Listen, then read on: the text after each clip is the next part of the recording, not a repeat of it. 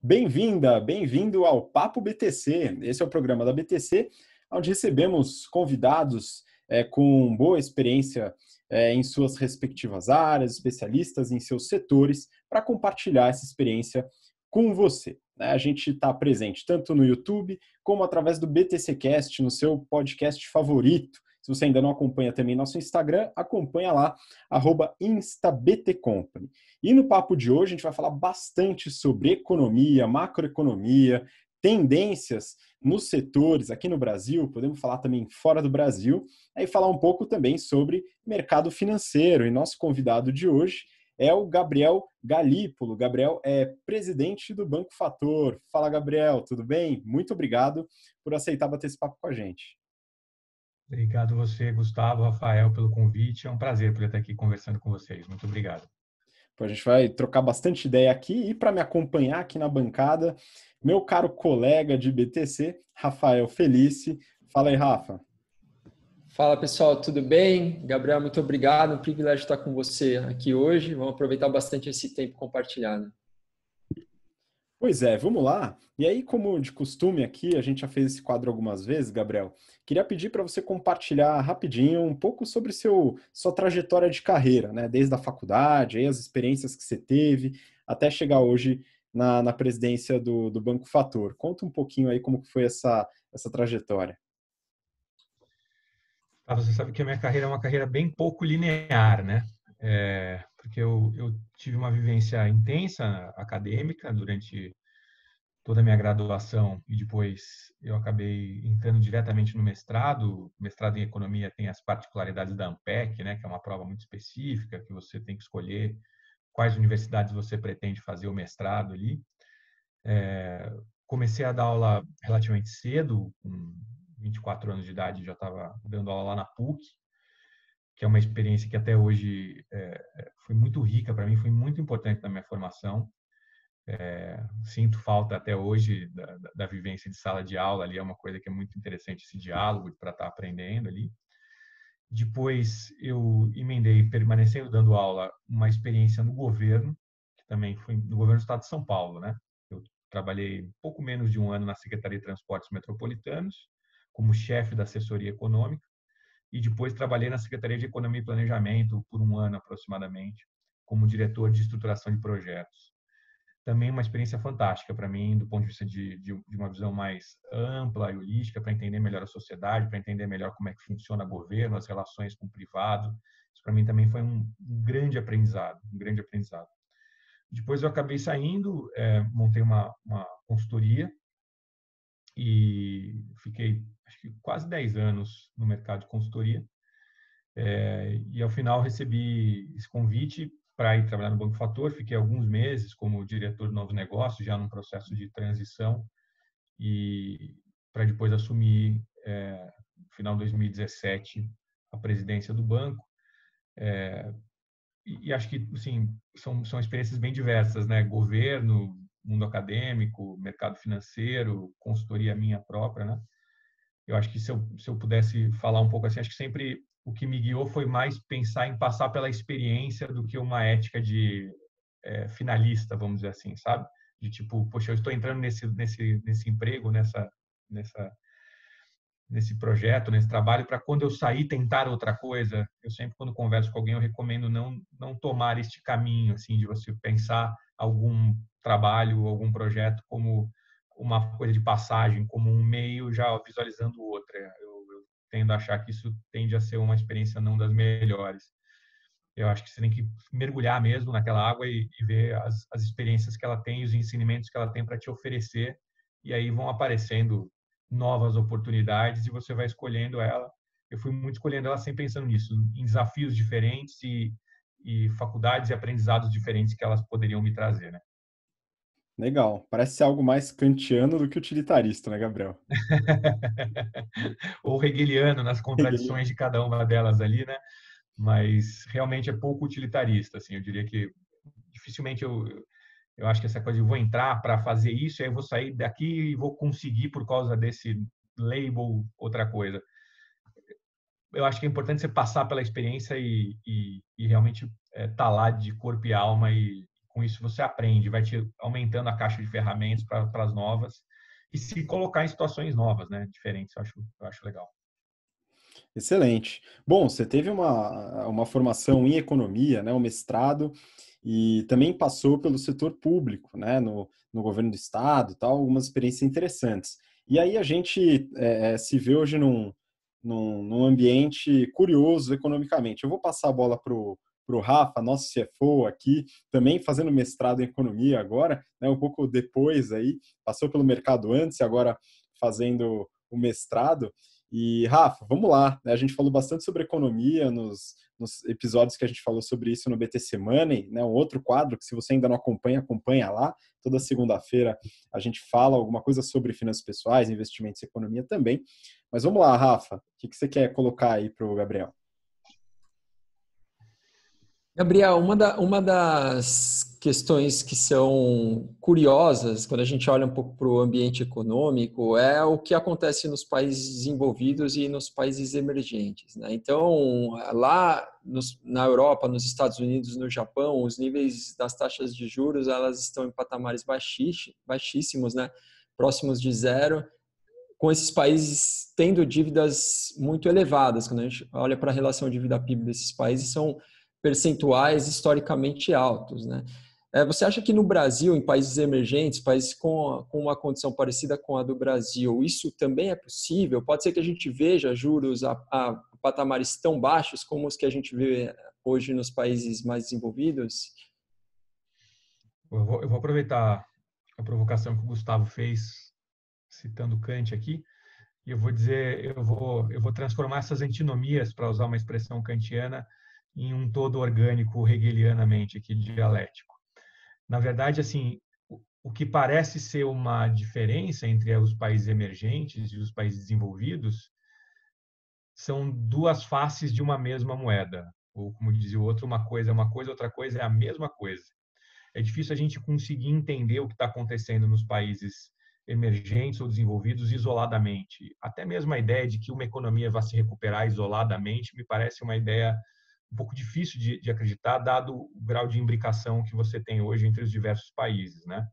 Então, assim, o que a gente precisa entender primeiro é que existe, para pegar um ponto de partida, a gente podia pegar 79, com a elevação da taxa de juros do Volcker, podia pegar a crise da dívida, mas vamos pegar 2001, que é a entrada da China na OMC, que eu acho que é um evento muito importante. Com a entrada da China na OMC, sobre a lógica, de novo, hegelianamente, sobre coisas que se pretendem realizar e acontecem a sua negação, sobre a lógica de que as empresas americanas iam ter acesso a um mercado consumidor, que seria o maior mercado consumidor do mundo, de 1,5 bilhão de pessoas, o que a gente assistiu de verdade foram as empresas que hoje não são mais americanas, são empresas globais, deslocarem a sua manufatura intensiva para a China e sua periferia, que a gente chama de Chinásia. Né?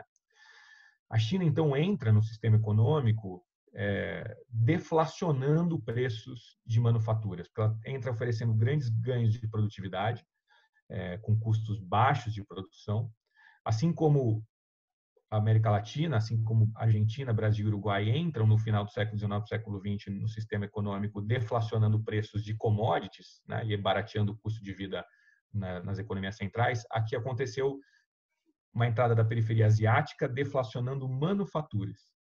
Isso provocou um mundo com pouca inflação, com baixa inflação. Mas também provocou um problema que foi você não tinha mais o circuito, que a gente chama de circuito de demanda efetiva, onde empresas investem, contratam mais gente, pagam salários, esses salários geram mais consumo, que gera mais demanda, que gera mais investimento. Esse circuito de demanda, que antes era nacional, era fechado, ele ficou espalhado geograficamente. Então, hoje você tem a produção intensiva na China e o consumo continuou concentrado naquilo que a gente pode chamar de Europa Ocidental e Estados Unidos. Poxa, mas como é que você fechava o consumo? Como é que você tinha renda para consumo se você não tinha mais os melhores salários, né? Os salários que eram salários decorrentes da indústria se deslocaram. O crédito passou a desempenhar um papel muito importante enquanto renda disponível, né? E várias famílias e pessoas passaram a utilizar os ativos que elas detinham para conseguir se alavancar e tomar mais dívida para poder consumir, como ficou conhecido no crédito do subprime, né? Do crédito imobiliário ali. E esse também veio a ser um problema, porque chegou algum momento que o mercado começa a desconfiar da viabilidade daquela alavancagem, né, e do pagamento, e a gente vai ter o crack a crise de 2008, que vai ser respondida com uma grande expansão da liquidez, que é o que você estava comentando aqui, que são dois grandes movimentos. Um primeiro movimento é de você ir para uma taxa de juros negativa, né? E juros real e nominal negativo, a gente está assistindo, né? E o que ficou conhecido como quantitative easing, né? Que é o processo dos bancos centrais entrarem no mercado formando preço, ou seja, os bancos centrais são como se fossem hoje formadores de mercado, né? Market makers, eles são. O que eles fazem é entrar comprando ativos para conseguir garantir ou sustentar o preço daqueles ativos no mercado. Basicamente, né? Para facilitar aqui o entendimento, toda vez que a gente tem uma tendência a olhar o nosso portfólio de uma visão individual, e num cenário de crise o que você quer é se livrar, trocar os seus ativos menos líquidos por dinheiro, porque você acha que no futuro eles vão valer menos, né? E aí, o problema é que numa crise você precisa, em qualquer cenário, você precisa encontrar para fazer isso alguém na outra ponta que queira fazer o contrário, né? Que tenha dinheiro e queira comprar esses ativos menos líquidos.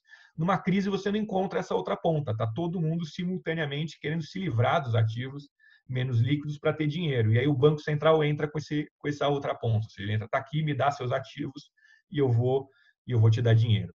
De 2008 para cá, se a gente pegar os principais bancos centrais do mundo, Europa, Estados Unidos, Inglaterra, China, Suíça, Japão, eles emitiram mais de 20 trilhões de dólares. 20 trilhões de dólares. E a gente não enxerga um processo de pressão inflacionária pelas razões que a gente comentou.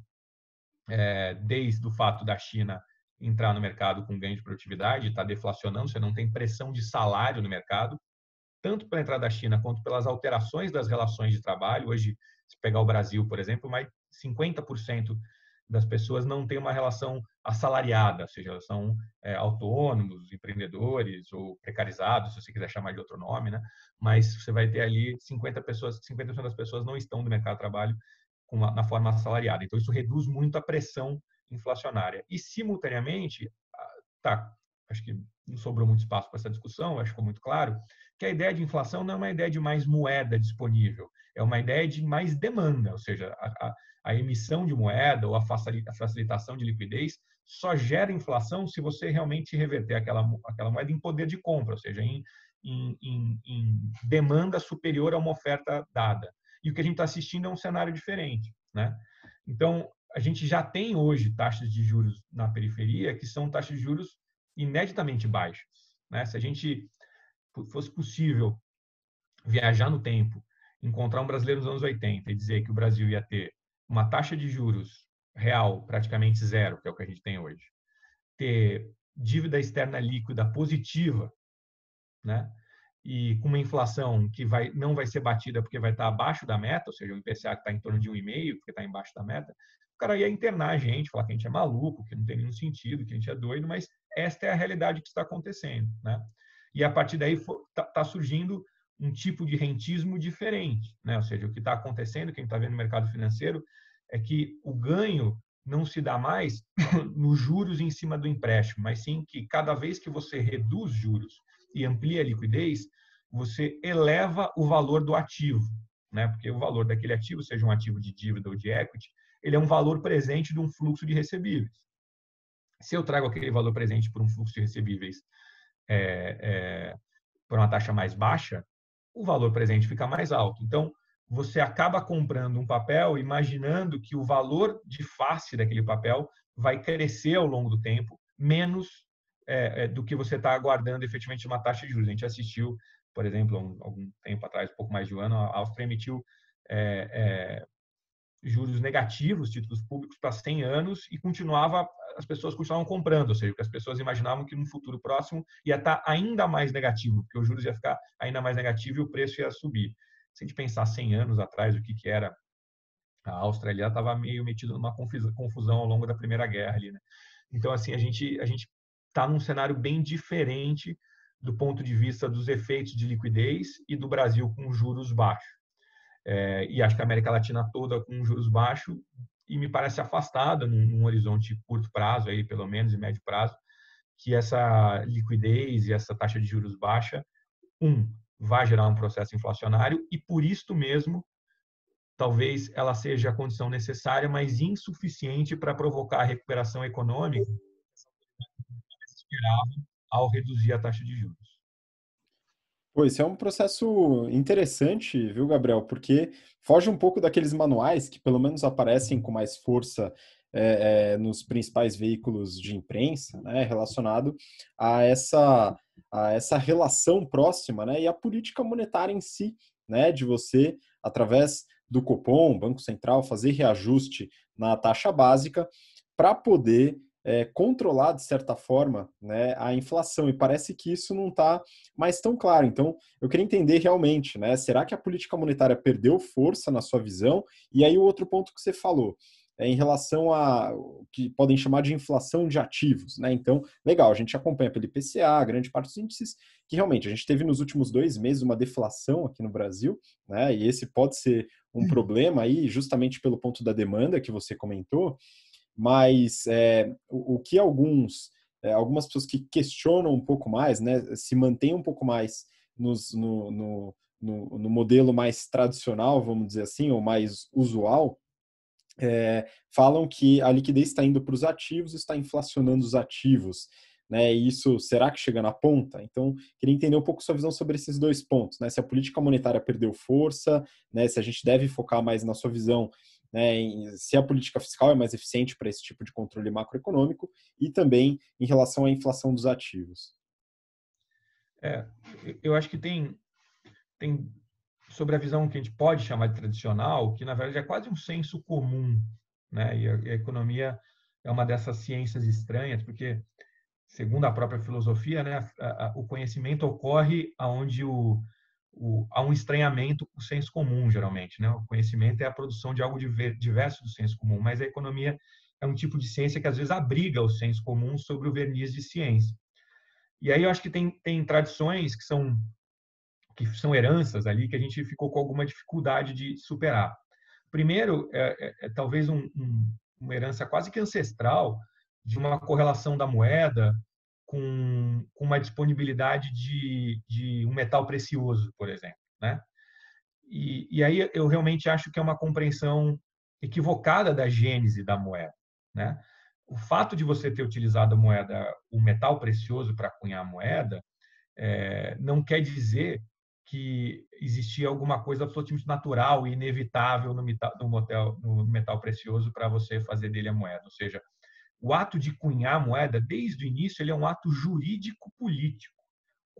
E ele é decorrente da constituição do Estado moderno, ou seja, é um poder que o Estado moderno teve, assim como o monopólio da violência, assim como cobrar imposto, de cunhar a moeda.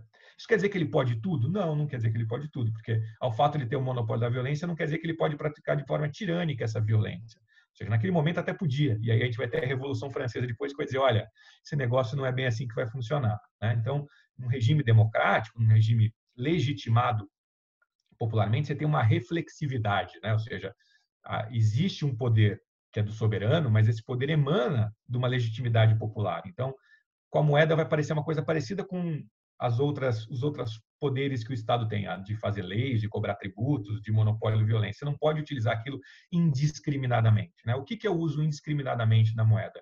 É você utilizar ela de maneira a provocar um processo que vai afetar as funções dela, né? De meio de troca, de unidade de conta e de reserva de valor, ou seja, provocar um processo inflacionário. Isso vai realmente provocar um problema. Mas inflação, como a gente comentou, é um excesso de demanda perante uma dada oferta que existe de capacidade de Estado. Eu sempre brinco que a maneira mais fácil de entender isso é pensar num leilão. Né? Ou seja, se tiver mais gente querendo comprar do que bens disponíveis, o preço daquele bem vai subir. Se você emitir um leilão, mas há uma elevada preferência pela liquidez, ou seja, apesar de existir liquidez disponível, eu tenho uma perspectiva sobre o futuro que não é muito positiva do ponto de vista de demanda, logo eu estou pouco inclinado a usar esse meu dinheiro para ampliar a capacidade produtiva da minha fábrica, para abrir um novo negócio, para investir, para dar crédito sobre a perspectiva de que aquele negócio vai bem, porque eu tenho uma expectativa de demanda fraca. E aí eu vou preferir ficar com aquela liquidez que foi adiantada na posição líquida, na posição de riqueza abstrata. Né? Daí, a gente vai assistir isso que você acabou de comentar, né? Que é um pouco... Eu acho que vale só um parênteses aqui pequeno. Eu acho que, da mesma maneira, depois, a teoria quantitativa da moeda também carrega uma visão que foi superada, ou seja, o controle dos agregados monetários dos bancos centrais, das autoridades monetárias, não se dá de uma maneira quantitativa de controle de quantidade de moeda disponível, porque os bancos centrais reconheceram aquilo que já estava presente na teoria keynesiana desde os anos 30, de que a geração de moeda é endógena, ou seja, quem gera moedas no sistema econômico é o banco. O banco, ao conceder crédito, ele gera moeda, ele cria moeda, né? Porque uma coisa que um presidente de banco talvez não deva falar muito, mas o dinheiro seu no banco é que nem o Papai Noel na noite de Natal. Ele está à meia-noite na chaminé de todas as casas e todo mundo acredita nisso, que ele está em todas as casas à meia-noite. Ou seja, você acha que o seu dinheiro está lá e a pessoa que pegou o dinheiro emprestado está com ela. Então, assim, existem duas pessoas, no mínimo, achando que tem aquele mesmo dinheiro, né? Então, esse processo de geração de alavancagem que um banco pode fazer de 8 vezes do seu balanço, né, é um processo de geração de dinheiro que vai ser só estabilizado quando quem tomou o crédito conseguir pagar. Então, é o contrário, né? Tipo, a poupança estabiliza o buraco que foi gerado pelo crédito e não a poupança gera o recurso que vai para o crédito diretamente. Ou seja, existia uma visão de senso comum que foi acolhida por um ramo do entendimento econômico que vê o banco quase como um cartório, como alguém que pega dinheiro de alguém e empresta para outro. Mas não é isso. O banco gera dinheiro novo.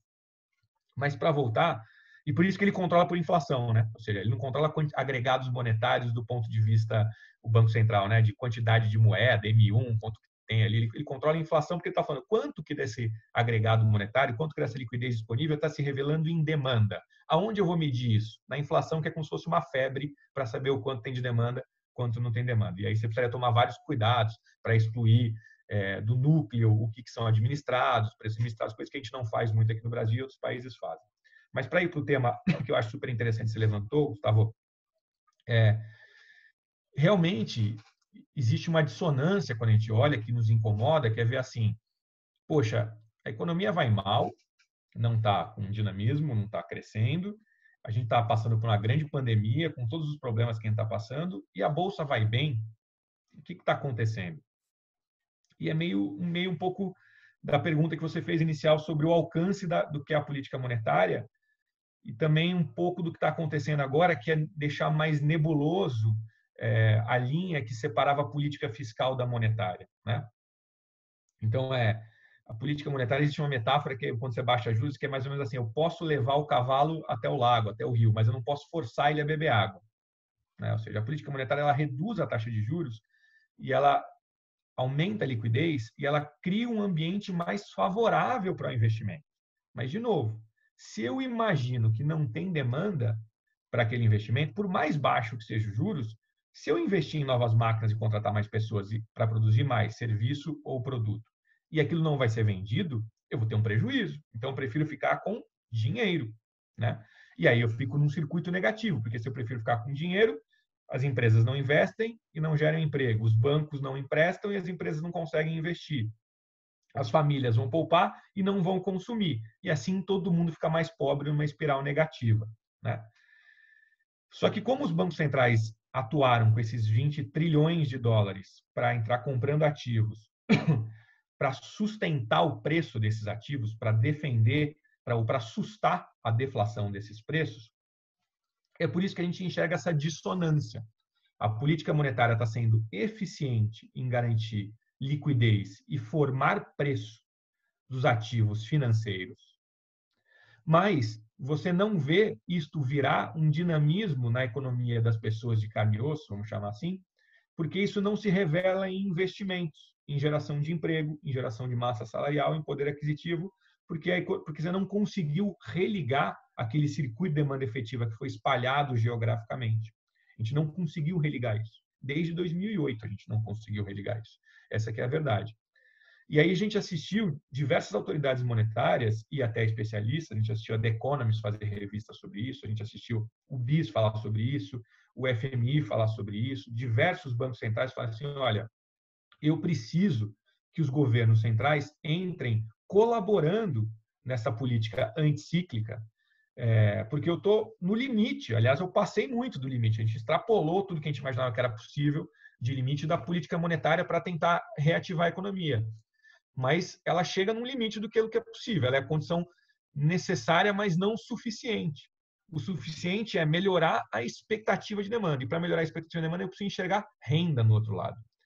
E aí, essa dissonância que você identificou, Gustavo, é realmente uma preocupação que nós todos devemos ter mesmo, porque o que as diversas autoridades vêm alertando é, se você continuar nesse ciclo onde a economia não se recupera, como a economia não se recupera, não tem demanda, como não tem demanda, não tem inflação, como os bancos centrais trabalham com metas de inflação, então eles baixam mais juros ainda para tentar reativar a economia e fechar essa distância que existe da falta de atividade e demanda. Aí eles baixam mais juros, aí os ativos financeiros sobem mais.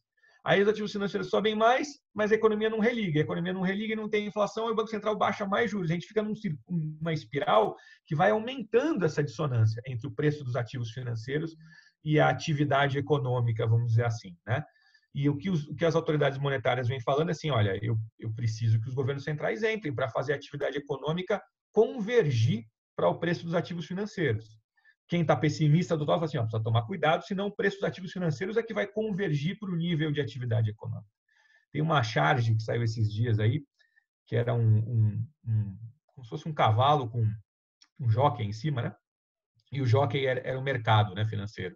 E aí o cavalo bate numa barreira e fica preso, e aparece uma figurinha que é o Fed, que é o Banco Central americano, carregando o jockey na cabeça e continuando correndo com ele. E alguém na torcida pergunta, por quanto tempo será que o Fed vai conseguir sustentar isso? Então, essa é uma pergunta que vem sendo feita há muito tempo. Mas a cada vez que tem uma ameaça, como foi agora o Covid, os bancos centrais estão se demonstrando, diferente do que aconteceu em 2008, que foi um grande problema, porque se deixou Lehman Brothers quebrar para depois atuar, eles estão sendo muito rápidos e não estão sendo comedidos. Ou seja, a frase do eu vou fazer o que for necessário, que foi cunhada pelo Mário Draghi, que era o presidente do Banco Central Europeu, agora foi repetida pelo Powell. Então, o mercado está se acostumando com a ideia de que os preços não vão cair porque o Banco Central, os bancos centrais vão fazer o que for necessário para sustentar aquele preço. Muito bom. Então, dá para entender, né, que existe mesmo essa dissonância, né, o preço dos ativos, a bolsa, inclusive, isso faz com que muitas pessoas físicas, né, que a gente tem esse crescimento muito forte, né, das pessoas físicas saindo de produtos financeiros que rendem pouco hoje em dia, né, até qualquer dos juros, indo para os ativos de maior risco, né? E os ativos inflando, né? Mas a economia ainda não religa, né? Esse é um ponto realmente preocupante, né? A gente precisa entender como isso vai se desenvolver. Rafa, e aí? O que você tem aí para colocar? São questões que levantam algumas preocupações. Eu fico pensando, eu li uma notícia esses dias também no Valor a respeito do posicionamento do Fed, né? Que eles, de alguma maneira, eles estão tentando também compensar o aumento do desemprego nos Estados Unidos, aumentando a riqueza das pessoas através da inflação dos ativos financeiros, né? Então, alguns perdem o emprego, mas, por outro lado, está ganhando mais nos investimentos ou na carteira que possui investida. Mas eu me preocupo também com relação a de que maneira isso atinge diferentes estratos, vamos dizer, da sociedade. É claro que quem tem uma carteira de investimentos bastante robusta vai se beneficiar muito mais do que talvez a pessoa que está justamente sofrendo mais por uma situação de desemprego, né? Então, queria também que você trouxesse um pouco da sua visão, Gabriel, em relação a isso, o impacto que está tendo na sociedade de uma maneira geral. Perfeito. E se também... estendendo um pouco mais a pergunta, se esse cenário também impacta de maneiras diferentes os diferentes setores industriais, né, setores de atividade da economia. Esse ponto que você levantou, Rafael, é fundamental e acho que assim, ele demanda uma compreensão de um ponto que você tocou aí, que às vezes a gente deixa passar, que é a diferença entre fluxo e estoque, né? Ou seja, essa valorização da riqueza que já existe, que a gente pode chamar de uma riqueza velha, que ela está colocada nos ativos financeiros, às vezes a gente tem dificuldade de pensar assim, mas ela foi uma riqueza que já foi gerada, né? E aí ela foi transformada em ativos financeiros. É uma valorização de uma marcação a mercado ali desta riqueza velha, do estoque, é um aumento do estoque de riqueza. Mas, de verdade, a geração de emprego, tudo isso que você está colocando, que a gente pode chamar que é uma forma de socialização da riqueza, mas uma socialização que faz ela crescer e multiplicar, né? Ou seja, uma socialização que faz ao contrário daquela espiral negativa, ou seja, faz a espiral positiva, onde você paga mais salário, as pessoas vão consumir mais, aí tem mais demanda, aí os bancos veem um cenário mais positivo, logo eles emprestam mais. Isso é uma coisa que, no final, toda a sociedade vai ficando mais rica com esse processo, né? Todo mundo cresce. Isso depende de uma lógica de fluxo, né? De você conseguir religar o fluxo.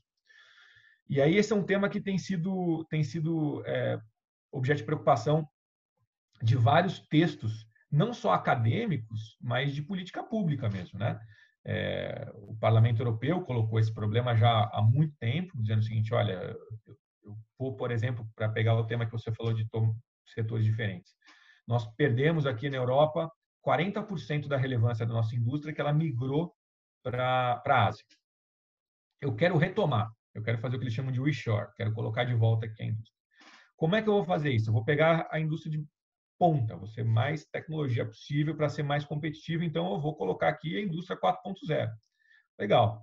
Com a indústria 4.0 eu vou ter ganho de competitividade, porque a mão de obra não tem mais tanto peso, né? Aliás, quase nenhuma mão de obra, e vou estar mais próximo do mercado consumidor, tem um ganho também de custo logístico para competir com a China, por exemplo. Mas aí se coloca uma pergunta uma hora no Parlamento Europeu, mas se não vai gerar emprego, como é que eu resolvo o problema? De início, que eu queria trazer a indústria para resolver o problema do emprego. Como é que eu faço? Aí começam as discussões de programas de transferência de renda, por exemplo. Ou seja, se faz sentido se coloca a Holanda, se coloca a Finlândia com projetos de renda mínima. A Alemanha agora está fazendo uma experiência também com projeto de renda mínima com um grupo pequeno de pessoas, né? Mas o que eu acho que está no fundo, que é o ponto que você colocou, que é fundamental, às vezes a gente fica preso em discussões sobre tamanho do Estado. E eu acho que a gente fica preso na discussão da quantidade e não entra na discussão da qualidade, tanto da arrecadação quanto do gasto. Eu acho que esse é o ponto que a gente devia tentar evoluir um pouco no debate, né? Que é a relevância de a gente poder fazer reformas na nossa estrutura tributária que visem justamente isso que você falou, uma coisa menos regressiva, ou seja, uma coisa que onere menos quem tem menos e que destine aqueles recursos para quem tem menos, né? E isso não é só uma questão de justiça social, uma questão de empatia com o outro, de humanidade, mas, felizmente, também é uma questão de eficiência econômica. Porque o que acaba acontecendo neste cenário, onde você irriga os mercados pelo topo, vamos dizer assim, né, com liquidez, e se quem tem o poder da escolha de deter o dinheiro e falar assim, quero gastar ou não vou gastar, ele vai fazer essa escolha não porque ele é bom ou que ele é mau, não porque ele está contra a sociedade, é porque ele está olhando o cenário e fala assim, olha, eu não acredito que vai ter demanda, então eu não gasto. Eu vou permanecer na posição de liquidez, eu vou permanecer com a riqueza velha, não vou gerar fluxo e por consequência, acaba não reativando a economia. Mas quando eu coloco o dinheiro na mão de quem não tem essa opção, ou seja, quem só tem a opção de gastar aquele dinheiro para subsistir, né? Obrigatoriamente ele não tem a condição de ficar na riqueza velha. Então, ele vai gerar demanda, ele vai gerar consumo. E ao gerar consumo, ele vai gerar um benefício que não é só para ele, é para todo mundo. Porque se ele consumir mais, as empresas vão apresentar melhores balanços, melhores resultados, os bancos vão olhar para essas empresas como mais saudáveis, vão conseguir emprestar mais, e aí as empresas vão ter mais dinheiro para poder investir, contratar mais gente, e a gente entrar nesse ciclo virtuoso de um fluxo de dispêndio. Então, isso que você falou sobre a discussão que está nos Estados Unidos está muito na pauta do dia de como é que eu consigo ter estruturas mais progressivas, tanto do ponto de vista de arrecadação quanto de gasto, para que a gente tenha sistemas de redistribuição da riqueza velha, para que isso possa gerar novos fluxos e religar esse circuito de demanda que a gente estava comentando.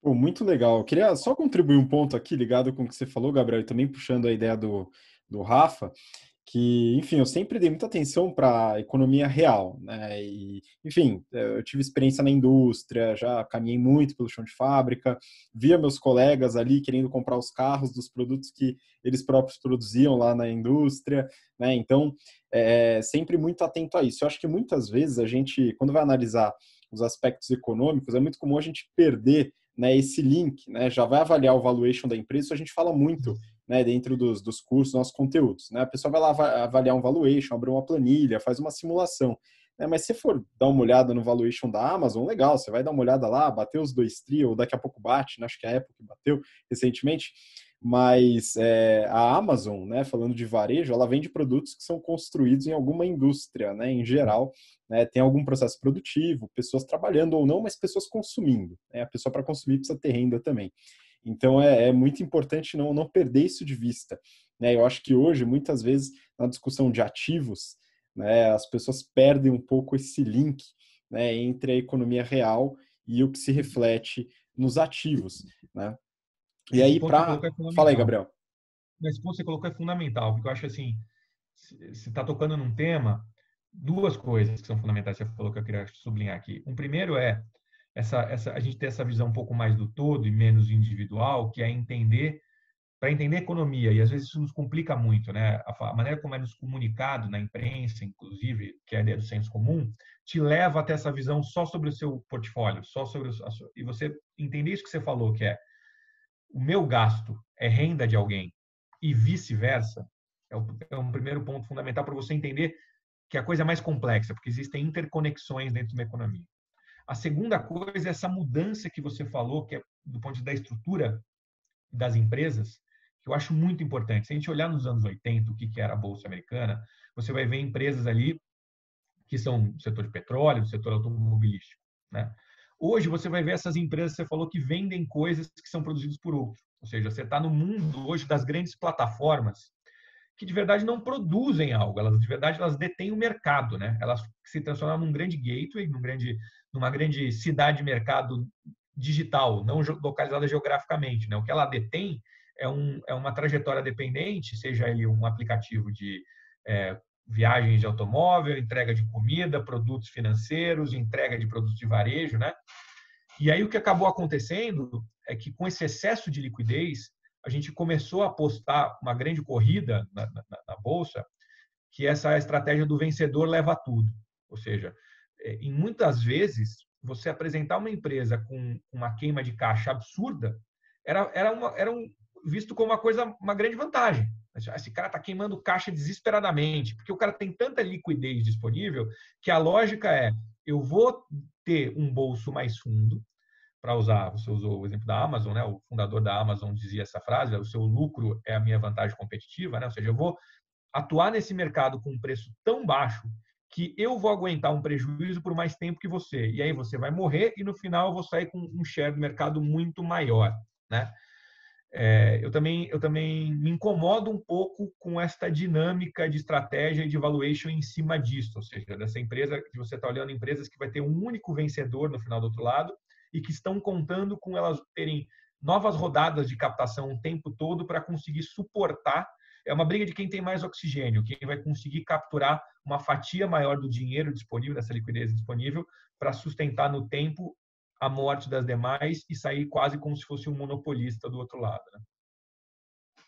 Pois é, e aí, seguindo essa linha, acho que o Rafa pode até complementar, né? Mas a minha curiosidade é, dado todo esse cenário, né, o que a gente está vendo hoje, quais setores a gente pode imaginar que podem ter algum boom, alguma coisa que eleve de fato a demanda efetiva e a economia real, né? A gente sempre pensa no agro aqui no Brasil, o agro sempre salva, né? Mas eu não sei se tem alguma outra coisa que você enxerga, não sei se o Rafa também quer complementar em relação a esse ponto.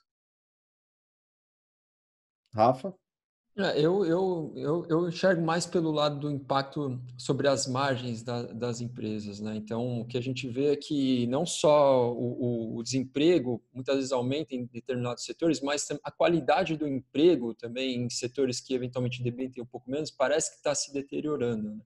Então, só para fazer a gente tentar ter essa visão mais abrangente, trazer um pouco dos setores que se destacam, mas também falar um pouco da qualidade do trabalho, né? Que da maneira dentro de mercados tão competitivos e tantas indústrias aí sofrendo muito. Perfeito, né? Eu acho que a gente está passando por essa esquina do mundo que é bem complexa. Isso aí que você colocou, Rafa, aqui. Eu vou começar do geral para depois descer aqui nos setores, porque veja só, olha que coisa curiosa. Você tem, por exemplo, nos Estados Unidos, o Trump defendendo o protecionismo, que se você pensasse há 50 anos atrás, era uma defesa nacionalista em favor das empresas nacionais, né? Mas se você perguntar para as grandes empresas que a gente chama de americanas, elas não têm nenhum interesse no aumento das barreiras, porque elas produzem na China para de lá exportar para os Estados Unidos. Olha que coisa curiosa, ou seja, a ideia de empresas nacionais sucumbiu. Você tem empresas que são absolutamente globais. Elas determinam a sua estratégia arbitrando geograficamente preços de salário, de câmbio, de juros, de infraestrutura, de tudo, de logística, do que você imaginar. Então, uma grande categoria que existiu durante muito tempo como análise, que é essa questão das empresas nacionais, eu acho que tem que ser revista, tem que ser atualizada. E a outra é essa que você colocou, que é o assalariamento. Assim, quando você tem mais de 50% fora do assalariamento, e o documentário da American Factory mostra isso bastante, né? O que foi essa migração e quais são os empregos que estão sobrando, e cada vez você tendo mais essa lógica de automação, ou seja, a lógica que estava por trás do Trump, que é fazer a América great again, né? Era uma ideia de você voltar para o passado, né? E eu acho que a gente precisa tomar muito cuidado com isso. Eu acho que os polos políticos estão presos em promessas sobre aquilo que é o passado, porque é normal, frente a um ambiente de insegurança, você não sabe qual vai ser o futuro, você oferece uma coisa segura. O que é o que segura? Aquilo que você conhece. O que você conhece? É o passado, mas infelizmente o passado não volta. A gente precisa pensar como é que a gente vai construir um futuro que funcione com as condições que estão aí, né? E eu acho que a gente precisa pensar diferente. A gente precisa pensar diferente porque estão mudando muitas coisas nesse mundo e que a gente precisa entender e atualizar categorias ali em cima disso. E em cima disso, precisa se revisitar, inclusive, esses sensos comuns também, essas ideias que são tradicionais, que esse Gustavo estava colocando, de como é que a gente analisa os setores, né? Vamos pegar um caso. Com juros baixos, é lógico que você vai ser obrigado a correr mais risco, né? Ainda que o Brasil, vocês chegaram a comentar isso, né? Ainda que o Brasil seja um dos poucos países que ainda oferece prêmio em títulos públicos um pouco mais longos. A gente tem um pouco dessa inclinação da curva nos títulos públicos ainda. É uma taxa baixa comparativamente ao passado, mas comparativamente lá fora, ela ainda é uma taxa significativa, né? E a gente está falando de ser um dos poucos países que ainda existe um papel com risco soberano, né? Ou seja, que é entendido como livre de risco. Por que é risco soberano entendido como livre de risco na modelagem, né? Quem já fez modelagem WACC sabe que a taxa de juros básica da economia é uma taxa livre de risco. Por que você dá este nome? Voltamos ao tema da moeda. A capacidade de emitir títulos é uma extensão da capacidade de emissão de moeda, do monopólio do Estado na emissão de moeda. Porque se eu emito dívida numa moeda que vai ser uma dívida que vai ser liquidada na moeda que eu mesmo emito, eu tenho o poder soberano de liquidar aquela dívida, né? Então, e o Brasil é um dos poucos países que ainda tem. E aí, nos títulos públicos, a gente também assiste um pouco desse movimento de expectativa em cima da valorização do título, né? Essa taxa longa, ela oscila mais em função, geralmente, do risco país. Tem alguns fatores, né? O risco país puxa bastante. O câmbio, a ideia de que um câmbio mais alto está bem atrelado a isso. E uma ideia também que o mercado gosta de reversão à média, né? Ou seja, se agora está muito abaixo, a próxima tem que estar muito acima para ter uma média. Mas tem uma circularidade, né? Ou seja, que média é essa? Quando abaixou demais aqui, a média também é uma nova média, né? Então, só tomar cuidado com isso, mas tem essas ideias que ainda colocam alguns títulos públicos mais longos, ainda com alguma atratividade. Mas quando vão caindo essas taxas, eu obrigatoriamente tenho que buscar mais risco. Esse é um problema que não tem muita solução. Quem, através de algum canal digital, aí tentar te vender uma ideia que tem uma solução de sem risco ganhar dinheiro, desconfie, porque a ideia de risco e prêmio, elas andam juntas há muitos séculos. E você não vai conseguir, não vai ser um digital influencer que vai conseguir separar essa relação direta. E aí, uma das coisas que acaba acontecendo é nessa busca por mais risco com juros mais baixos, existe uma tradição grande aqui no Brasil que é imóveis, por exemplo, né? Ou seja, a gente tem uma herança, uma memória afetiva, vamos chamar assim, dos nossos pais, relacionada com o investimento em imóvel, até porque eles viveram um período de alta inflação e os imóveis eram um investimento que tinha essa capacidade de gerar uma defesa para um processo inflacionário. Hoje você tem, eu acho que isso se reverteu, se atualizou na lógica dos fundos imobiliários, que é uma maneira mais inteligente de você fazer isso, você não está concentrado num único imóvel, você tem o benefício fiscal, muitas vezes, quando é uma emissão de um CRI, de um CRI, né? Você está pulverizado, você não tem os custos de manutenção na vacância, concentrado num único, né? Você está cotizado ali. Então, a lógica do fundo imobiliário me parece mais inteligente. Precisa tomar muito cuidado e entender bem qual é o perfil daquele fundo. Se ele é um fundo que compra laje, ou seja, que compra imóvel mesmo, ou se ele é um fundo que compra papel, que é o que a gente chama de comprar CRI.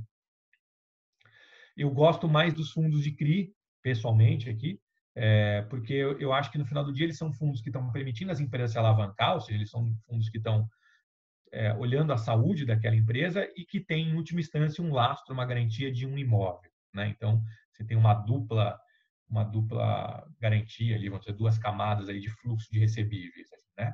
Mas é importante você analisar se são contratos típicos, são contratos atípicos, né? Até porque este setor é um setor que deve ter mais transformações. Parece, olhando hoje, né, em função da pandemia, um setor que vai sofrer mais transformações ali do ponto de vista de necessidade.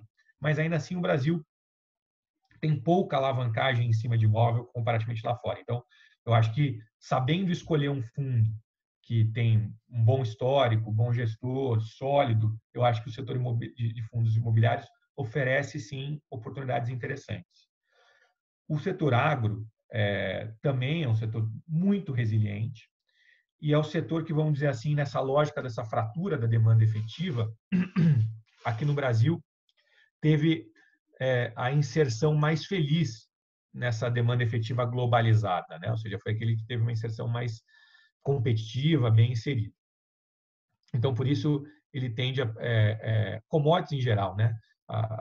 Tendem a ter um benefício, até porque a China começa a se recuperar um pouco antes, ela está fazendo políticas já de sustentação da renda da economia das pessoas de carne e osso ali já há algum tempo.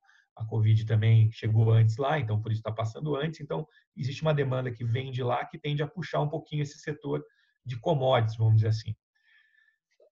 A minha dica também, sempre para tomar uma certa precaução, é o setor de commodities, às vezes as empresas têm uma visão da seguinte maneira, assim, como eu tenho a minha receita atrelado em moeda forte, em dólar, eu posso ter um passivo em dólar, que eu estou naturalmente redeado.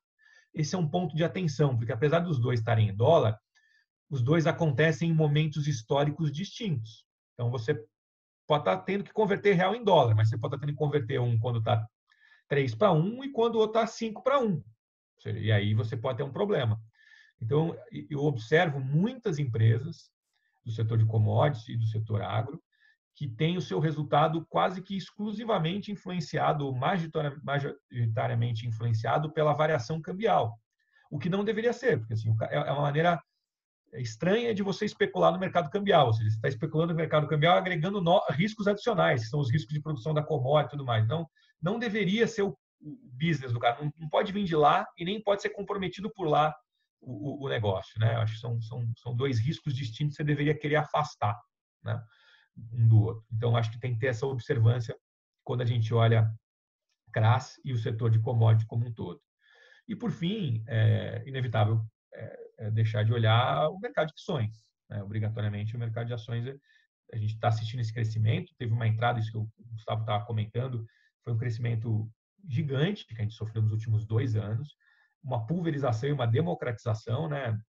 Teve uma entrada muito grande de novas pessoas físicas na Bolsa, com tickets menores, o que eu acho que é saudável, essa democratização.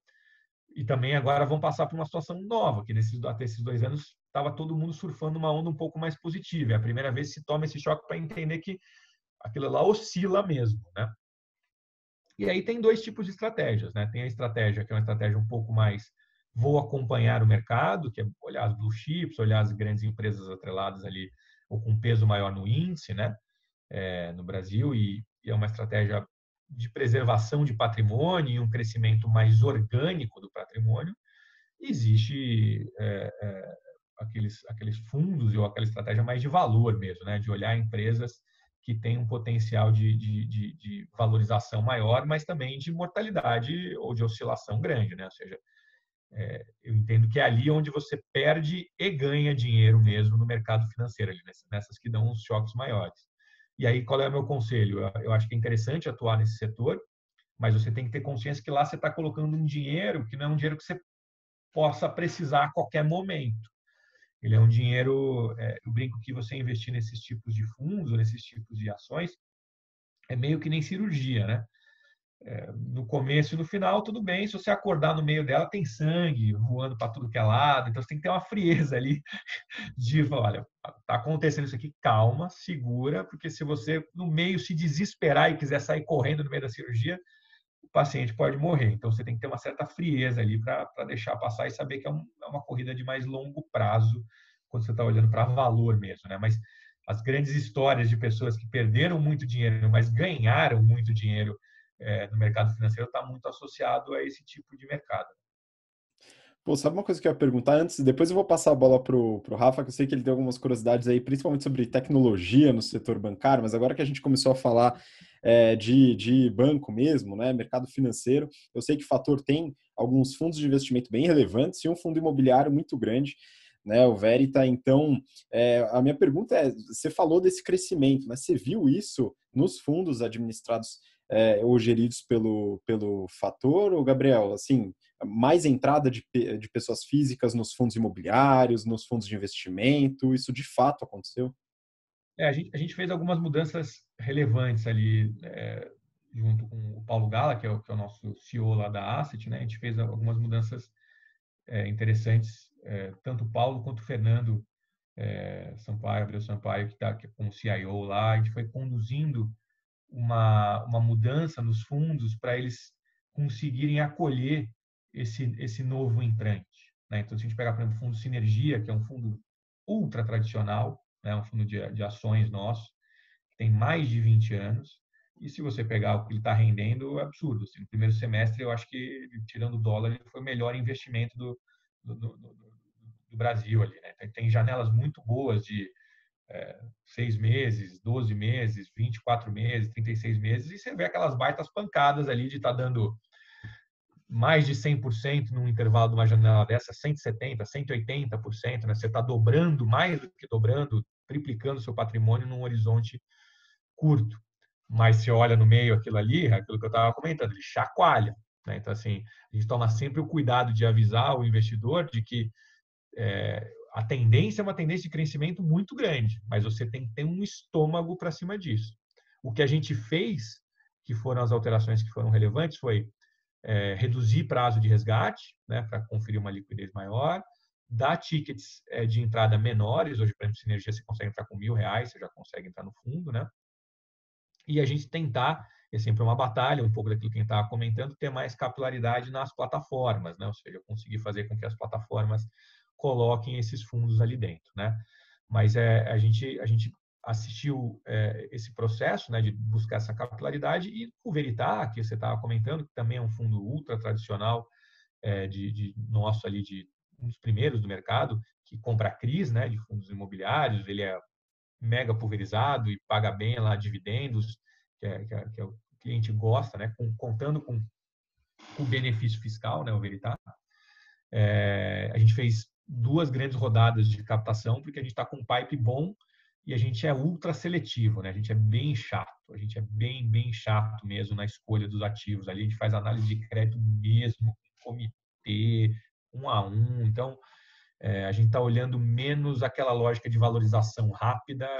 É uma coisa meio da tradição do Fator. O Fator é um banco de mais de 50 anos, né? Então, ele está sempre olhando mais para o long run ali, né? Então, acho que a grande mudança foi perceber que esse cenário de juros baixos vinham, que ações e fundos imobiliários seriam 2 grandes ativos que poderiam se apresentar como uma fonte de remuneração para esse capital que ficou órfão, vamos dizer assim, das taxas de juros mais altas, né?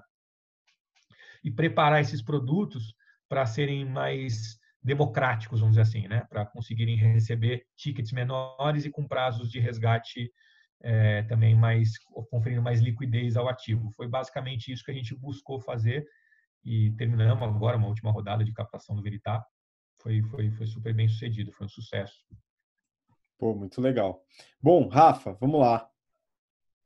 Legal, são todas mudanças positivas, né, Gabriel, que efetivamente democratiza e torna alguns veículos e produtos muito bons acessíveis a uma parcela maior dos investidores, né? E outro movimento, eu concordo totalmente com você quando você fala sobre o mercado imobiliário. Acho que os produtos que se relacionam com os investimentos no mercado imobiliário são produtos onde a gente vê menos distorções, talvez, então a gente até se sente mais seguro, muitas vezes, em direcionar o recurso para essa classe. E um outro movimento que eu tenho percebido é também uma tentativa de vários bancos e empresas de buscarem produtos de certa forma, alternativos, né? Como, por exemplo, mais investimentos no exterior, e aí pode trazer um risco cambial ou não para a carteira do cliente, né? Se estiver hedgeado ou não.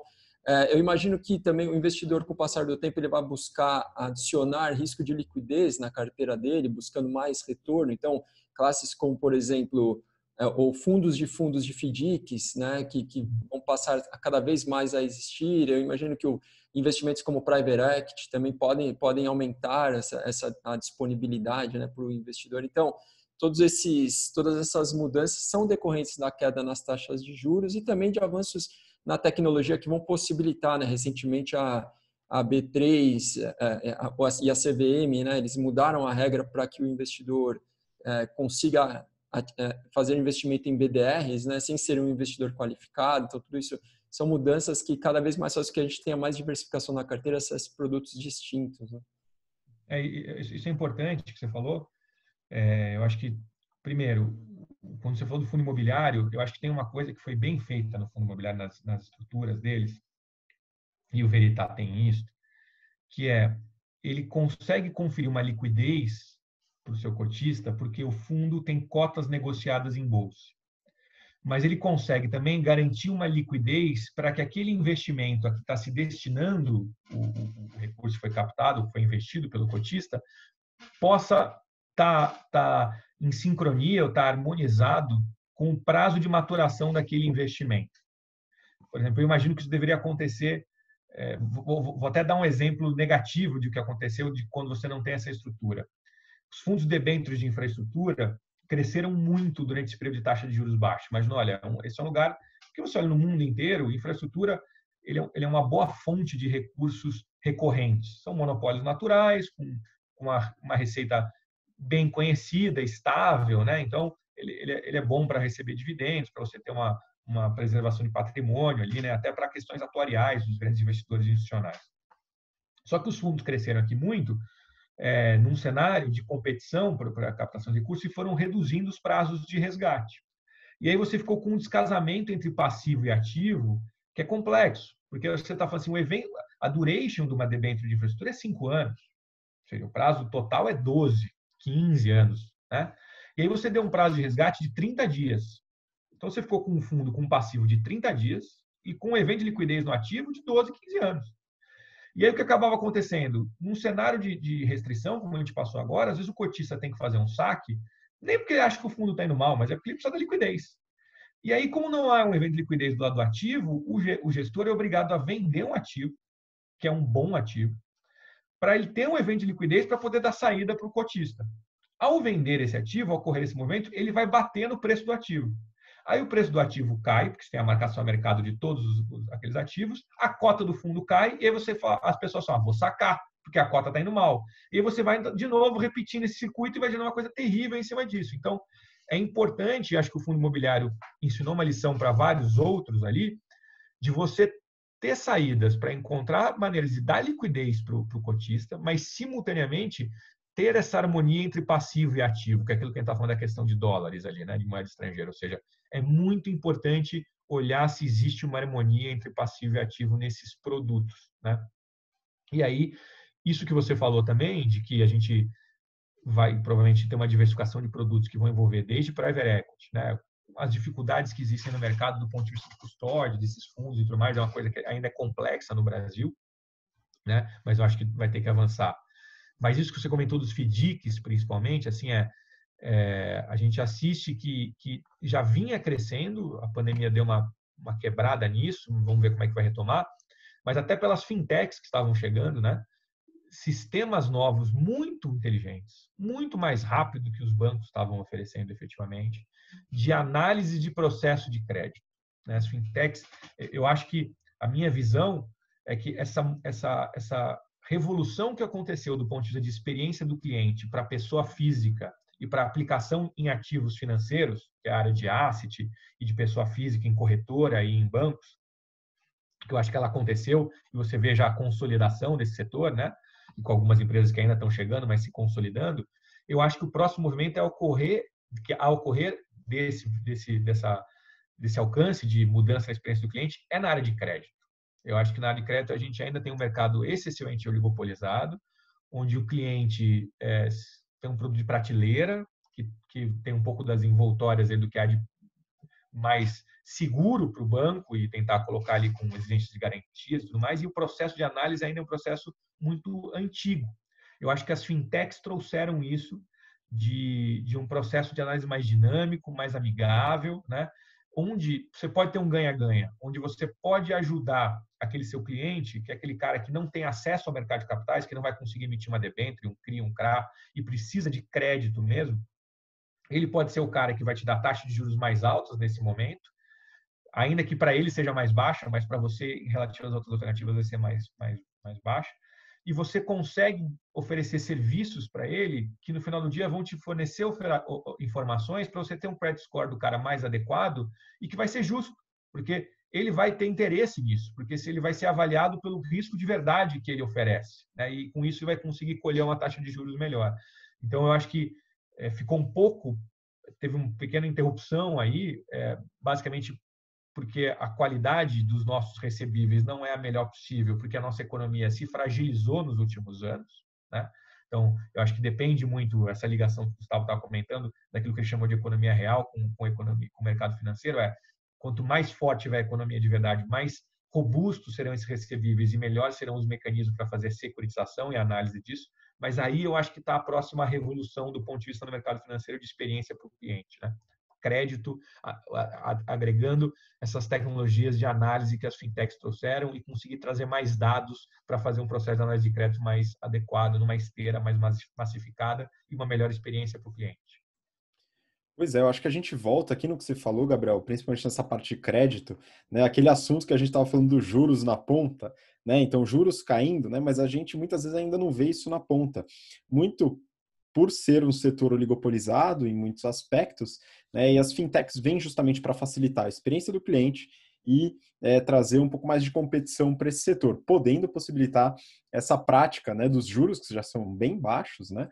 Para pequenos negócios, né, e a economia real, né, de carne e osso, como você tinha falado.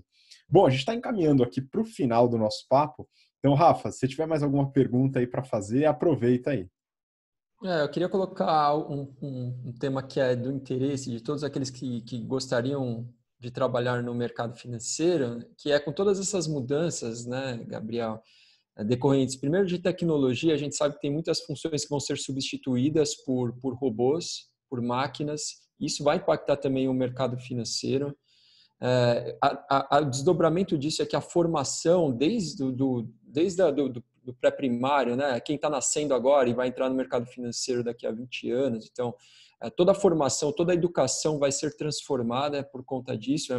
Vai ser uma educação muito mais direcionada para os soft skills do que para os hard skills, mas isso é algo que também vai impactar a geração de quem hoje tem 15 anos e está pensando em qual curso vai fazer, ou quem eventualmente está entrando na faculdade agora, né? Então, eu queria que você também trouxesse um pouco da sua visão sobre, hoje, qual o perfil do profissional, com que alguém que hoje deseja atuar no mercado financeiro deveria se preocupar no que diz respeito à formação e como todas essas mudanças estão impactando e transformando também a carreira do profissional no mercado financeiro. Eu acho que isso que você colocou foi muito feliz, cara, da mudança na questão da educação. Eu acho eu acredito que vai ocorrer, por todas essas transformações que a gente comentou aqui da tecnologia, uma mudança nas estruturas organizacionais. Eu acredito, pessoalmente, cada vez menos numa estrutura piramidal, sabe? Eu acredito muito pouco. Eu acho que cada vez mais eu acredito numa lógica de estrutura de rede, sabe? Onde você tem vários nós ali, polos que são intersecções relevantes, né? Eu acho que você precisa cada vez mais ter a sua ideia de formação como reunir ferramentas para que você possa fazer as perguntas corretas, para que você possa interagir com as demais áreas, né? Ou seja, um dos grandes desafios que eu tive aqui foi a gente conseguir romper essa barreira do que a gente chamava de back-office e front-office. Ou seja, por exemplo, isso, assim como a gente falou um pouquinho de política monetária e fiscal, isso acho que vai ser cada vez mais superado, né? Cada vez mais todas as áreas precisam entender que elas estão produzindo alguma coisa e entender o fluxo daquilo que elas estão produzindo de maneira sinérgica, numa unidade orgânica, vamos dizer assim, né? visando o atendimento do cliente no final. Por isso que eu acredito que você vai ter projetos que têm times ali, né? Então, aquela ideia de uma especialização onde eu faço o meu e não entendo o resto, não sei das minhas relações com o resto, eu acho que é isso que está sendo questionado hoje, né? Todo mundo, não dá para você pensar assim, eu não sou comercial, eu não olho para essa área, minha área é outra coisa. Isso acabou. Você precisa conseguir entender que você está interligado neste processo e que você precisa entender o para quê. E acho que as pessoas querem isso também. Do outro lado, também, não é só quem está se formando que precisa pensar isso. Eu acho que quem é executivo, quem é diretor, quem é acionista de uma empresa ou de um banco, precisa entender que as pessoas querem ter propósito. Elas não querem só mais... Acabou. É difícil achar aquele cara que ficou 35 anos numa empresa e o que ele quer é chegar a tal hora e ir embora cedo para casa, né? As pessoas querem entender o que elas estão fazendo. Elas querem ter uma associação com o resultado daquilo. Então, eu acho que essas duas coisas vêm se combinar de uma maneira muito interessante, que é, né, você garantir a informação para que a pessoa se sinta participando daquilo tudo, né? E ao mesmo tempo que ela se comprometa com o resultado final, que ela não fala assim, não, eu estou sendo aqui um processo, eu nem sei para onde foi e de onde veio, eu só sei que eu tenho que fazer isso. Isso é que eu acho que está realmente acabando, né? Aquele cara que era o cara que ficava ali separadinho, né? E fazia só aquele trabalhinho dele, quem era back, quem era front, quem está contra, quem está a favor. Eu acho que a gente tem que derrubar isso, né? É especialmente difícil no mercado financeiro, porque a gente tem barreiras que são regulatórias, efetivamente, né, de separações, que tem que ocorrer fisicamente, né? Não sei se vocês sabem disso, mas a regulação ela chega a se colocar, inclusive, na arquitetura do escritório ali, né? Então, isso é complexo, mas a ideia de ter mais fluidez, de ter uma estrutura menos piramidal, que é funila, e mais uma formação de uma estrela ali, que você tem diversas disciplinas e todas elas são um centro para as outras que se aproximam dela, eu acho que essa é a lógica que tem que estar presente. Então, é a ideia de propósito. Eu acho que a ideia de propósito, você entender o propósito do que você está fazendo e para isso você ter um pouco mais de uma visão menos estreita e uma visão um pouco mais lateral, isso que eu acho que é fundamental e acho que isso acompanha desde o executivo a quem está ali trabalhando e até o cliente. Hoje o cliente também quer uma empatia com o propósito da empresa. Ele quer entender o porquê que a empresa faz, ele não quer só entender, ele não quer comprar só o mais barato, ele quer entender o que tem no propósito dela, até porque senão você não vai existir. As barreiras de entradas caíram muito com a tecnologia, né? Então, por que não você e não o outro? Né? O sujeito precisa entender, você precisa ter um propósito para existir, para merecer um espacinho na cabeça da pessoa ali. Eu acho que esse é um ponto fundamental. Buscar uma formação, isso que você falou do soft, acho que é fundamental. Assim, uma formação mais ampla, menos ciclópica, menos de um olho só ali que só vê uma coisa. Precisa ser uma coisa mais ampla, lateral. É muito legal ouvir isso, porque isso faz parte da missão da BTC, né, como formação de jovens profissionais, né, trazer uma visão integral do negócio, multidisciplinar, né? Então, na nossa visão, se é CFO que não entende nada de marketing, ele está capenga, né? Tem algum conhecimento faltando. A mesma coisa, o contrário, né? Uma pessoa de marketing que entende um pouco de finanças, ou de vendas que entende, finanças não é minha área. Você tem que entender um pouco para entender como que as coisas se conectam, né? Eu acho que isso é fundamental também.